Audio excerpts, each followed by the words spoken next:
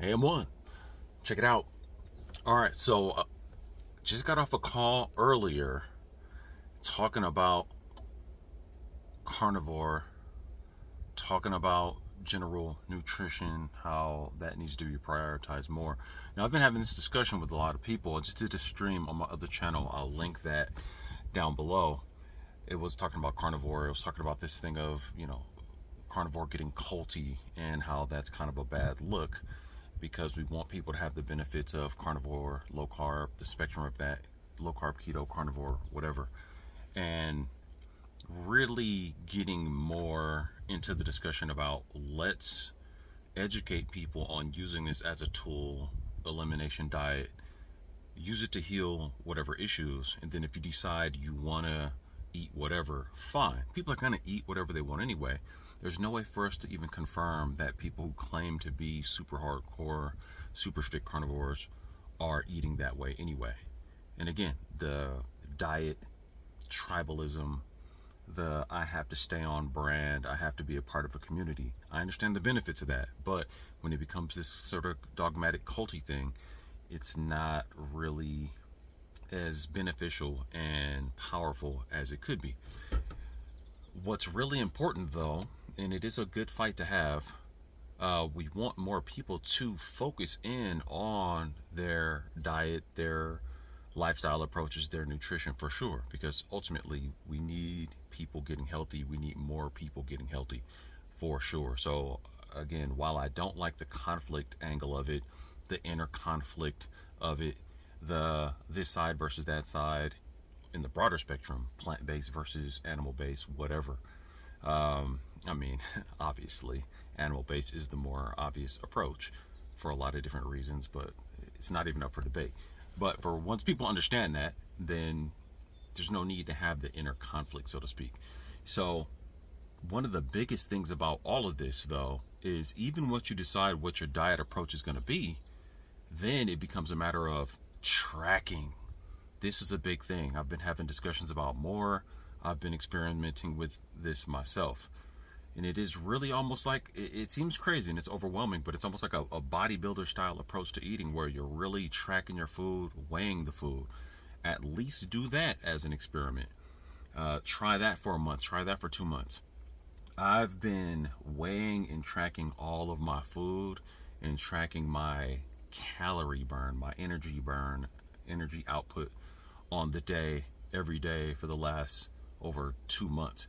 And I've learned, so most of I've done this with this level of consistency, and I've learned so much more about my body and my metabolism in the last 2 months than I have in 40 plus years of being alive in this realm. And I highly recommend it. And to use it as a coaching tool, it just gives you so much. Ultimately, if you're not tracking your energy output and tracking your food substrate intake, you're just at a loss. You don't have the data to even really start to work with.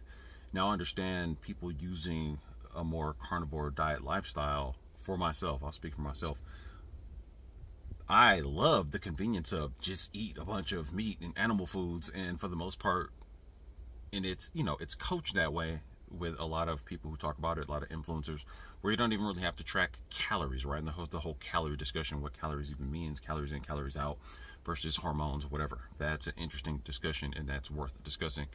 But for the most part, just using the concept of counting calories relative to food mass, food matter, food substrates, for the purposes of just having an analog, it is something that's functional, especially when you're tracking it over time, so you can correlate that with your energy output, your energy burn, your calorie burn.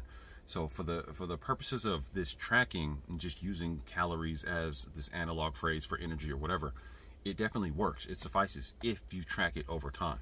So even if you are doing sort of a low carb approach, I highly recommend tracking everything, weighing everything. Now that goes against, like I said, what some people are coaching, but I can guarantee some of these issues that people are having, certain inflammation that people are running into, certain energy balance issues, waking up late at night, energy balance, cortisol, inflammation, some people are actually under eating. And I experienced this myself because obviously these animal foods, high fat, high protein, can be extremely satiating. And for me, I had to force myself to eat more. The more strict carnivore I eat, the more I have to force myself to eat more just because of the satiety factor. And that actually caught up with me because I found myself in too much of a deficit. Now, again, for myself, I am almost 48, but as a 48-year-old man, I'm very active, much more active than the average sedentary, you know, late 40s guy. And I understand a lot of people looking to leverage these dietary approaches are trying to heal certain issues. They're not even that active. Maybe they have, bad knees, hips, inflamed, whatever. So I understand that I'm somewhat of an anomaly, so to speak, but with my activity level and how much calories I'm burning every day, I'm creating a deficit, and doing that over time created a whole lot of energy balance issues that backfired on me in a big way. So I had to make some choices. Do I just force myself to eat more meat? Do I have to increase my fat intake? Or let's see what happens if I add some carbs back in. Oh my God, he's adding carbs back in.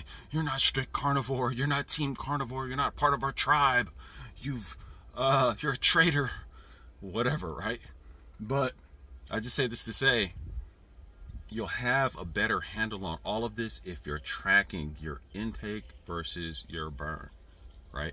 It's so beneficial on so many levels, regardless of what diet approach you're incorporating into your overall lifestyle. And also, just another benefit of the tracking thing is it really gives you just a totally different relationship with food, and it puts the accountability element directly in your face. You're going to be that much less likely to eat the fake food. As I always say, eat fake food, build a fake body, have fake experiences and perceptions, expect fake outcomes in life. So the downsides, the inflammation, the overweight, the brain fog, you're earning that, right? So you have to be honest about that. You're eating the fake food, expect fake existence. It's just what it is. I like to coach it that way because it really makes it really abrupt and kind of a harsh way to look at it, the accountability point of it. But track the food more. You'll understand the idea of weight loss, which is really, the target, the goal is fat loss, but it's really body recomposition. And I'm not losing weight for the sake of weight. What, just mass arbitrarily? No, it is the body fat. We understand that. But some people are actually willing to just lose weight at all costs, even if it's muscle mass. And, obviously we get into the GLP-1 craze and all of that. And some people just want to lose weight no matter what and not even understand the body composition relative to the actual functionality, or even how they look, right? Lose too much muscle mass, too much fat without building it right, and then it just the suit sags, so to speak. The suit doesn't fit anymore. Your body doesn't fit quite right. Whole other issue, but we'll talk about that more in later videos. But I was just, again, hopping on some calls, just getting into some of these discussions. Again, I just did a whole carnivore diet chat on my other channel. I'll leave that information down below in a second when I get to my computer. But just wanted to drop another video for you guys. Definitely more coming up on this channel. Let me know what you guys think in the comments. AM1. Peace.